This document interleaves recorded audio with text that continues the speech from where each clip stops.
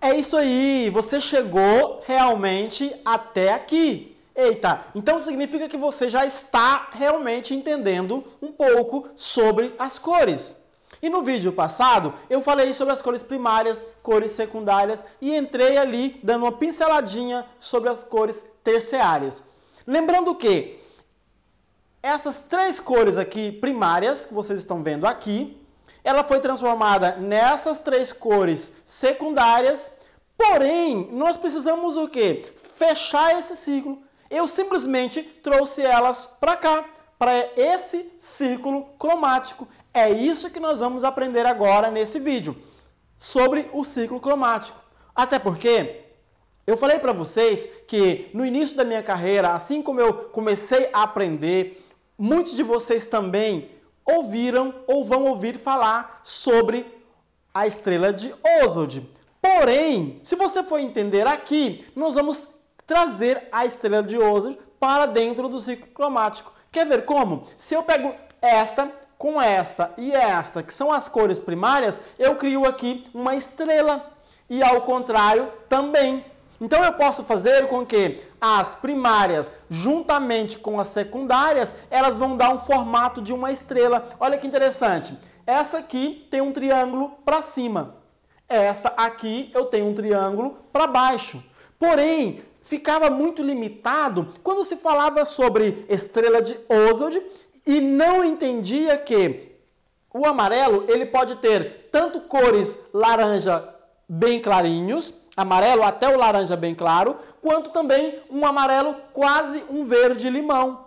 Olha que interessante. Então, o mesmo verde também, ele pode ter um verde concentrado até um verde limão bem clarinho. Então, se eu fizer a pontuação aqui, o amarelo ele pode chegar até essa base, ok? Assim como o verde também, ele pode ir de encontro ao amarelo até essa base, fazendo com que essa junção das duas cores criam-se outras cores no meio. Interessante que o verde concentrado ele pode ser clareado, assim como o amarelo também pode ser clareado. Dessa mesma forma, eu posso entender que, de acordo com que ele for aproximando do círculo central, que são a junção das três cores, ele pode ser muito mais concentrado nessa base. Essa concentração, ela equivale a justamente esse círculo menor que se dá ao redor dele. Quanto mais se afasta desse círculo que está aqui no meio, mais claro a minha roda da cor vai ficando. Então ela pode ficar do centro mais escuro até uma cor mais clara, desde também das laterais. Ela pode se expandir tanto para laterais esquerda como direita, quanto para o centro ou para fora do centro. Esse é o chamado círculo cromático. Eu vou mostrar agora para vocês um círculo cromático fechado, formado. Esse círculo cromático aqui, que vocês estão vendo agora, ele é um pronto, tá? Com qualificações. E agora que vai ser o interessante. Nós vamos começar realmente trazer isso para dentro do salão. De que forma? Por exemplo, quando nós temos a nossa tabela de cores. Gente, quando eu falo sobre tabela de cores, você vai ter que ir até o final, lembrando da tabela de cor, porque é ela que vai te ajudar. Olha aqui, eu estou com uma tabela de cores que ela tem o ciclo cromático nela. Dentro dela, você vai encontrar também a estrela de Oswald, como eu já falei. Só que, se você verificar aqui ao redor, você vai ver vários números. É isso que nós vamos desvendar na estrela de Oswald, ou no círculo cromático. Essa formação de números é que vai te trazer uma introdução melhor para o teu aprendizado. Lembrando que nós vamos ter que classificar também as nossas cores quentes e frias. Sério, existe isso? Cores quentes, cores frias? Quer dizer então que se eu pegar uma cor, ela vai ser quente? Não. Cores quentes e frias é onde remete-se a cor, tanto para cores mais determinadas, olhando frias, como quente. Por exemplo, o laranja eu classifico ela como uma cor quente, o amarelo eu classifico ela como uma cor quente, o vermelho eu também classifico ela como cor quente. Agora, o verde, você consegue entender que eu classifico ela como cor fria, o azul também, e o lilás roxo, ele tem essa introdução também da cor fria. Olha que interessante. Então eu posso exatamente fazer uma divisão nessa tabela de cores minha, tendo um lado cores quentes e o outro lado cores frias. Vou repetir. Amarelo, laranja e vermelho são qualificadas como cores quente. Verde, azul e roxo são classificados como cores frias. Pronto, só isso. Mas como é que eu vou entender isso na hora de fazer um cabelo de uma cliente que ela deseja essas cores? Simples. Pelo fato de você ter que aprender a saber que uma vai neutralizar a outra. Olha que interessante, uma vai neutralizar a outra de que forma? Eu tenho aqui o amarelo e eu tenho o vermelho. Eles dois trouxe para o centro a cor laranja. Nesse centro aqui, para eu neutralizar ele, para chegar no preto, qual cor que precisa? O azul. Olha que interessante. Então essas duas cores aqui chegou no laranja. E falta apenas o azul para chegar no preto. Com isso eu entendo que essa cor ela vai exatamente neutralizar o laranja. E da mesma forma o contrário, você quer ver? Se eu pego, por exemplo, o amarelo e o azul, para chegar na cor preta, que é o centro, qual cor está faltando? Não é exatamente o vermelho? Então, significa que o vermelho, ele vai classificando aqui, ele vai neutralizar o verde. Por quê? Porque amarelo com o azul deu o verde. Que cor que falta para chegar na cor preta? Não é o vermelho? Então essa cor vermelha, ela vai neutralizar o verde. Ah, eu já ouvi falar nisso em algum momento. Alguém comentou sobre neutralizar um cabelo, alguém comentou sobre fazer uma matização, uma neutralização. É isso então? Sim, é isso. E eu vou levar um pouquinho mais além para você.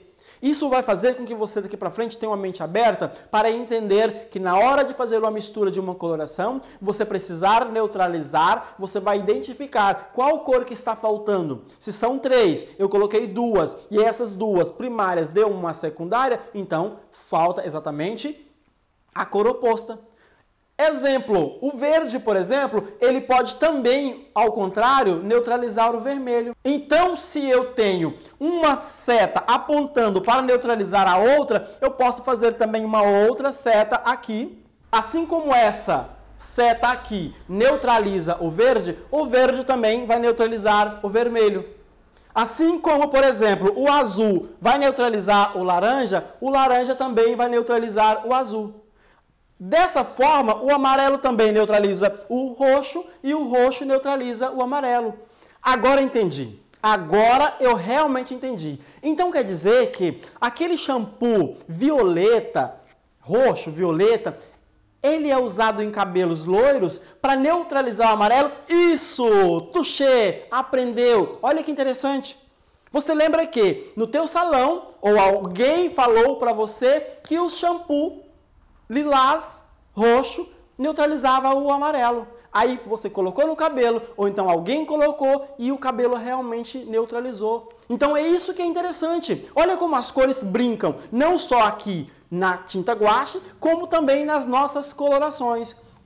Isso vai ser importantíssimo daqui para frente. Não perca o próximo vídeo. Esse próximo vídeo vai trazer uma elevação de conhecimento para você e fazer com que você realmente introduza isso do ciclo cromático para o teu dia a dia. E dando continuidade a essa fase desse vídeo, que é sobre o ciclo cromático, a gente tem aqui alguns números que nós vamos encontrar nas nossas colorações. Quem já viu, por exemplo, uma coloração com esse número 6.0, com esse número 6.1, e com esse número 6.2 ou outro número como 6.3, 6.4, 6.5, 6.7 e aí sucessivamente. O que significa exatamente o 6.0 6.1, 6.2 e assim em diante. Primeiro nós falamos ali no vídeo anterior sobre as cores naturais, que eu já classifiquei ela como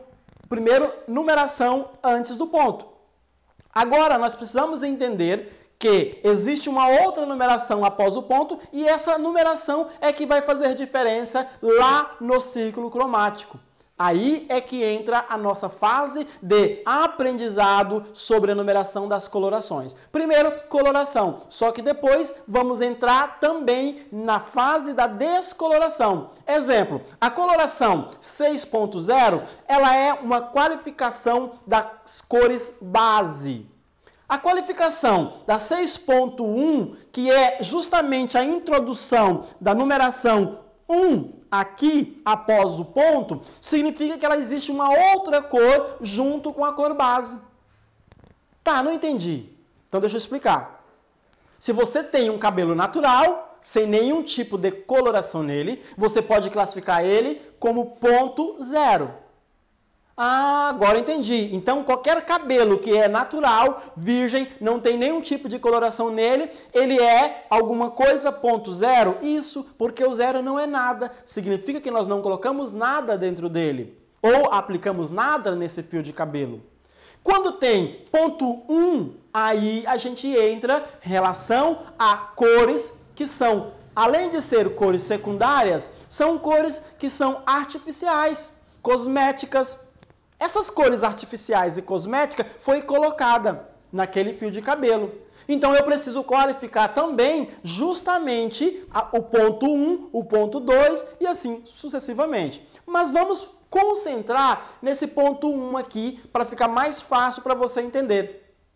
Em algumas tabelas você vai encontrar o ponto 1 como cor cinza. Ah, então entendi. Significa que o meu 6 aqui é uma cor natural que tem um pigmento cinza já colocado nele. Isso aí. Na tabela de cores, você vai começar a entender que existe a numeração base antes do ponto e a numeração cosmética após o ponto. Agora a gente entra na fase de fazer com que você entenda sobre as colorações, que vai te trazer a introdução justamente na hora de você fazer a aplicação. Você quer apenas ser um aplicador de coloração? Comprar uma caixinha, preparar e aplicar? Não, né? Não é por isso que você está aqui. Você está aqui para aprender cada vez mais sobre as colorações e descolorações que engloba a nossa colorimetria. Você não vai ser mais um aplicador de coloração, você vai ser um colorimetrista, aonde você vai ter a praticidade de levar para o teu cliente aquilo que você aprendeu.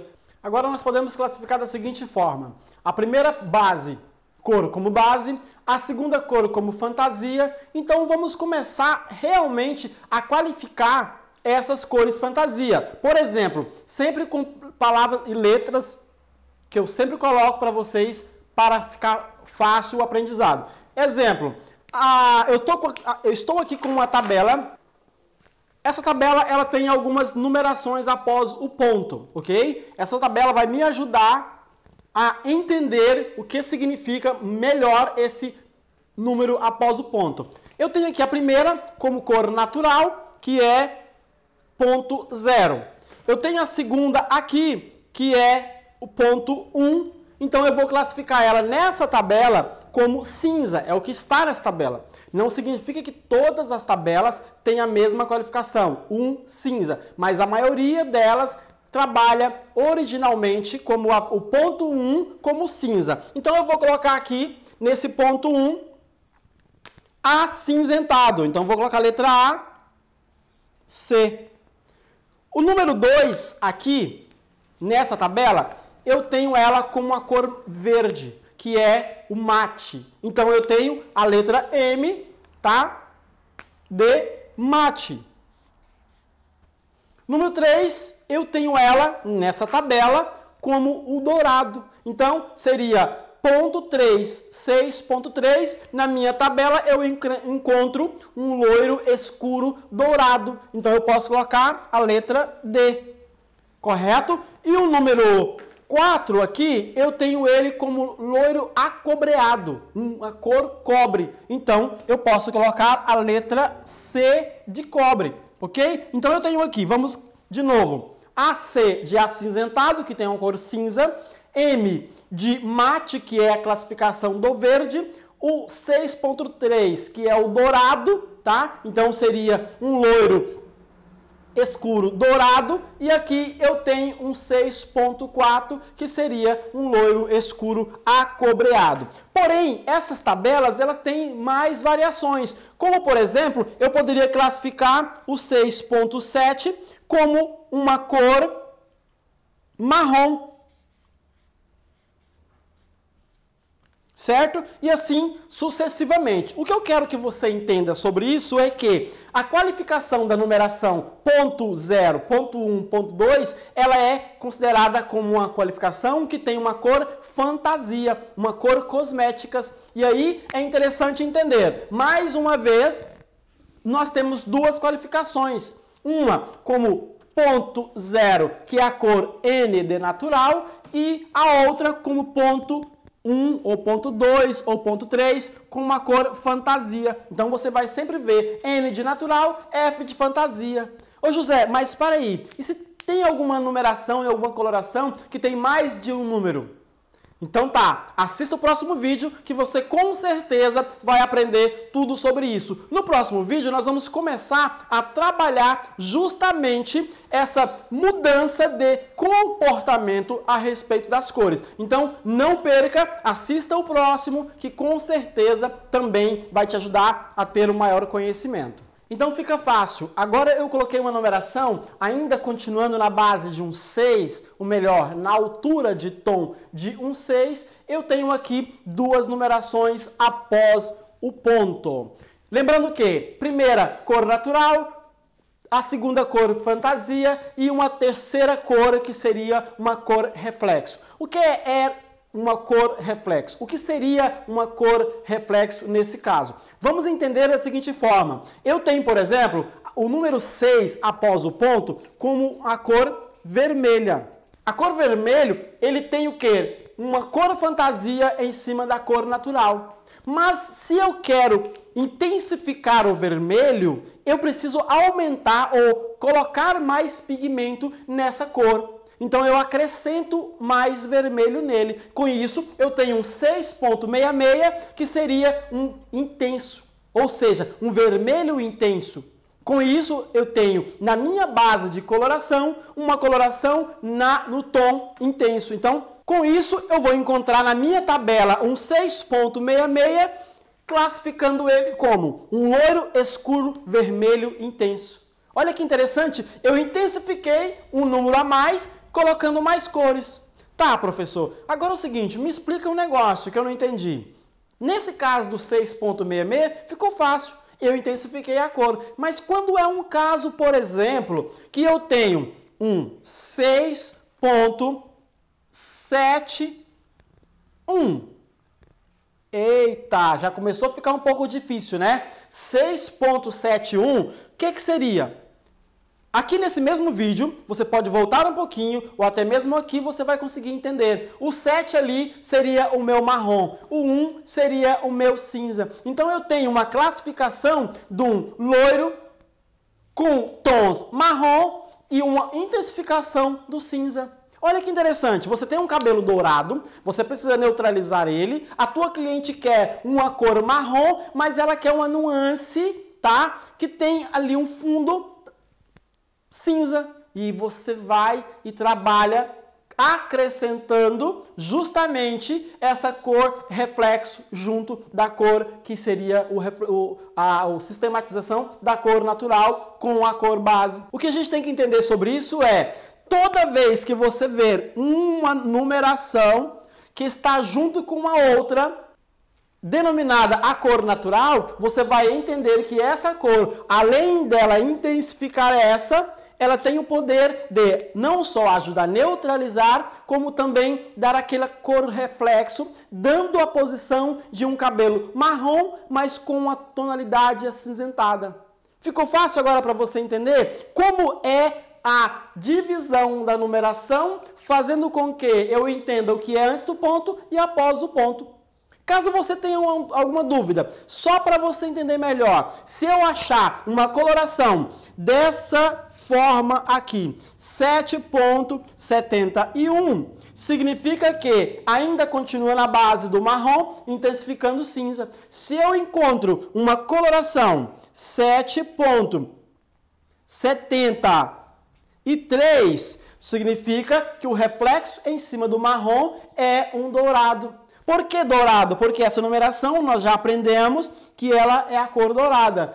Por que cinza? Porque essa coloração, essa numeração, ela se reflete a cor cinza na nossa tabela. E nós vamos lá na frente falar um pouquinho sobre a tabela. E nós vamos criar uma tabela própria nossa. Não é uma tabela que eu comprei uma coloração e comprei a tabela daquela marca. É uma tabela nossa aqui do curso. Essa tabela, ela só vai servir para você aprender a traduzir a tabela que você tem no teu salão. Não significa que a que eu vou fazer aqui vai ser exatamente uma que é universal. É a nossa própria do nosso curso. No próximo vídeo eu vou falar tudo sobre coloração. Então não perca o próximo e com certeza vai ser complementação disso que nós estamos falando aqui e acrescentando conhecimento para você. Ok? Espero até no próximo vídeo.